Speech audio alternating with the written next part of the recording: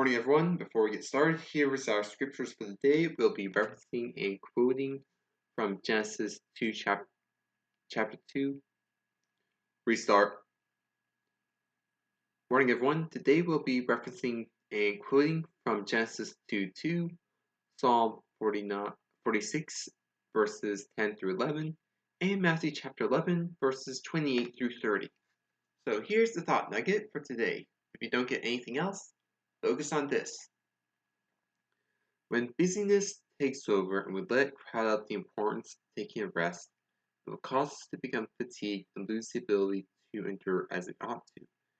It is by surrendering our many worries, thoughts, desires, stressors, and burdens to Jesus that we become able to have a peace that lasts and goes beyond our understanding.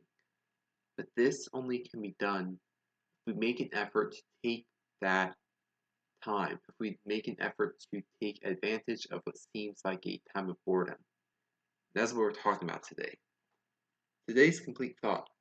Have you ever noticed that we are almost always busy in life? As though we are always filled with places to go and things to do. Feelings that say we have no time for that, when the simple truth is we merely need to change things in our schedule so that it can fit in. My fiance and I have often spoken about that way, in which it seems like time flies away from us. Right now, I'm able to feel how precious each second is because my work is dealing with issues that result in us not meeting manufacturing quotas. The impact is that we have to work on weekends once or twice a month, in addition to working 12-hour days a few days of the week. It's even costing me to run out of my buffered content, which has been keeping me running. And for those of you who are wondering how I cope with the stress, it's by making a plan and writing according to a schedule so I can make some of that gap disappear again. But this brings us to my scripture for today. 2 verses from the 46th chapter of Psalms. He says, "Be still and know that I am God. I'll be exalted among the nations. I'll be exalted in the earth. The Lord Almighty is with us. The God of Jacob is our fortress."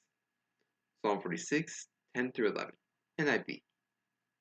When I looked at the Old Hebrew for the phrase, "be still," it is rapha, which means sink, to drop, to slacken, to abate, to relax, and to be quiet, depending of course on the context used. But these two verses give us a message that we need to let go of the things that stress make us have burdens. When we read the Bible in the full context, we see how every time it says to let go of things, is not so much to ignore the situation, but to remember who holds the situation.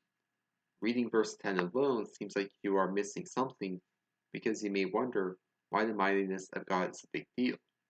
Then, once verse 11 is added, we get the answer to the question in the declaration that this God is our fortress, the place we gather strength and safety.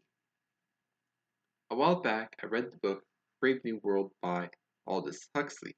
It is an interesting read that I thought had some foresight about where a consumerist society could lead to. But in that world, it's also one where there is no room for having deep thoughts, since our society is based on the idea that shallow and happy life is better than a life with depth and potential for suffering. Now, this part is inside of brackets if you're reading the blog, but what I want to say is there are many people who have talked about this book, and eventually I want to make sure that I do a Thought Thursdays dedicated to that. But that's neither here nor there. And let's return to the main focus of today, why we need boredom. In a similar vein to the place of Brave New World, where they weren't allowed to have boredom, our world is filled with many things that call for our attention, and that makes it hard to dedicate time to things that require a lot of it. One common form of entertainment is to be reading. I find that very few people actually read when you compare it to those who watch videos online. What I find curious looking back when TikTok came out in 2016 is that it had a format seemingly designed to be addictive. Short videos that will quickly give your brain a dopamine hit. Considering it was created by a company owned by the CCP, I was not surprised to find out that they would control the programs to dumb people outside of China down when it comes to videos in their feed. It was dances and pranks outside of China, but math quiz time and engineering achievements inside their country for their people to be interested in. Why did I bring this up when I'm talking about boredom? I choose to bring this up because we don't seem to know anymore how to be bored, not take in any major stimuli to our system. You've probably heard about people talk about HD TVs and HD computer monitors, but might not know exactly what that means. Don't worry, I break it down so that it's simple. When someone says a number followed by the letter P, it's talking about the screen size for computers. And with TVs, it's measured in the inches of the diagonal length of the TV screen. When they talk about something being high definition, they talk about how many seconds per frame, how many frames per second are being shown. In the tech world, this is known as frames per second, commonly known by the acronym FPS in the computer world. One thing that I missed when I was reading is that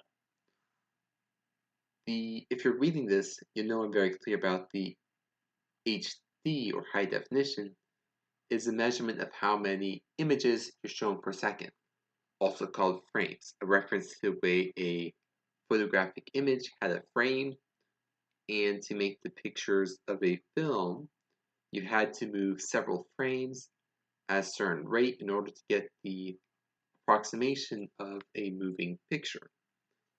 Going back to today's main focus about FPS and HD. In my high school video courses, they talked about this and I had to look things up just to make sure I had it right. But typically we work at around 30 FPS, and 60 FPS is seen as the start of the HD spectrum because you can go to a lot higher frame rates than just 60 frames per second. And I don't know if there is a limit except for our arbitrarily imposed technological limit, but when I did a quick internet search wondering if whether or not we have a limit for how much we can actually see, they stated that our limit for regular things in life that are not on the screen tends to be around 30 FPS, but that we can view things that are at a higher rate and pick them up. Now, I mentioned this because there is a theory floating around that because of all the high input environments we are in, we don't know how to cope with low inputs as we expect for something new to come as a result of our regular life having a lot slower inputs than screen life. And their assessment is that this is why we don't know how to deal with boredom. Part of me agrees with this assessment. It makes sense, at least, that because we don't know what to do with less, we start getting agitated waiting for more to come. But these times of low, but whether or not the theory is actually correct, the important part is that people don't tend to know what to do with boredom. They have a theory for what they've observed, and that which has been observed is people don't know how to deal with boredom. And I believe that these things are, as in these times of low input, are meant to be for us to be introspective and just think about our life. I have a personal theory that people were smarter back in the day because they had more time to think. Dr. Albert Einstein is famous for stating, "It's not that I'm so smart, it's that I choose to stick with problems longer." We had fewer things to distract us back then than today. Phones could only call people, and what we did for fun was listen to music, read, or go out and be part of society, interacting with others in person. Television was very limited.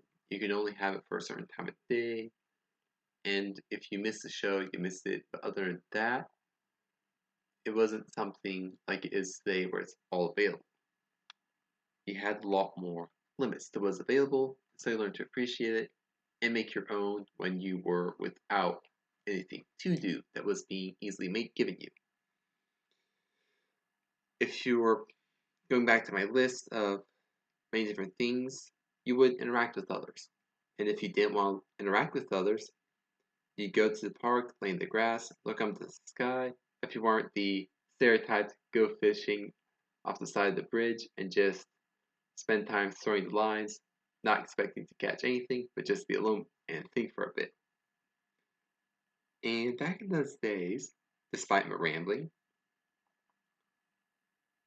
despite the rambling I had of getting to the point, what I'm saying is we understood the need of taking a break physically and mentally in those days. The Sabbath day, day of rest ordained for us by God, was respected in society and was understood as a blessing for us to have. We need that time to rest because it allows us to recover. When I was growing up, Sundays was always the day we sat down and looked at the family schedule. This had many impacts, with the first being that it caused the family to talk about what was going on in their lives and help each other out with them. The second is that it enabled us all to stay on top of it, keeping us from getting blindsided or becoming too fatigued to keep going. Our spiritual lives can also suffer from fatigue like our physical body, but we tend to seem to forget about our spirit that much easier than our physical self. And I think that's because we can easily see the body and what plagues it, but not so much our spirit. The answer to how we see this is found in stepping away from everything that draws our attention and energy so that we can evaluate our needs. Stress is often the place where our emotional energy gets spent. This is the same with our spiritual energy. If you're worried about time and tasks, make a schedule and list out so everything that is on your mind has been written and is able to be plainly seen. These things are then to be prayed over and given to God for you to ask Him to give you strength to complete the task. Then, in faith, you're to act to work through the accomplishment of each task. And by this faith being put into action, God will reward you through giving you the strength as you ask for to do these things. The other thing we need to learn to do is to remove things from our lives before adding new things to them. When you add more place to an already heavily laden tray, the waiter is more likely to trip and fall than if you hadn't added it. If you've been to a restaurant and seen them with a big tray that's heavily laden, they will often have with them a stand to sit down on once they get to their table. They then set up the stand and carefully lower the tray onto it before serving everyone what's been ordered. I've rarely seen a waiter serve right off the tray in their hand if it's a big one with a lot of things on it. That tray was carefully balanced for the sake of carrying it, not for placing things on or taking things off. Our lives are sort of the same way. We are able to make a routine, i.e., balance a tray for delivery, and then keep it, But to make a drastic change requires an effort of stopping and thinking. When Jesus said that his yoke was easy and that his burden is light, he was preceded by a call for people to come to him and lay down their burdens. I think Paul helps explain it the best in Philippians chapter 4, verses 6 through 7. He says this: Do not be anxious about anything, but in every situation, by prayer and petition, with thanksgiving, present your requests to God. The peace of God, which transcends all understanding, will guard your hearts and minds in Christ Jesus. We need boredom, or what we perceive to be boredom, at the very least, times of relative inactivity for the sake of stopping and thinking. We are able to truly take a deep breath in these situations and let it out before we look back at them with a new perspective.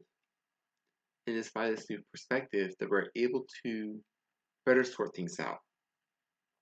Until next time, friends, appreciate the moments of quiet you get in your life. Make an effort to create some if you have very little. Courage and Godspeed. Courage and Godspeed.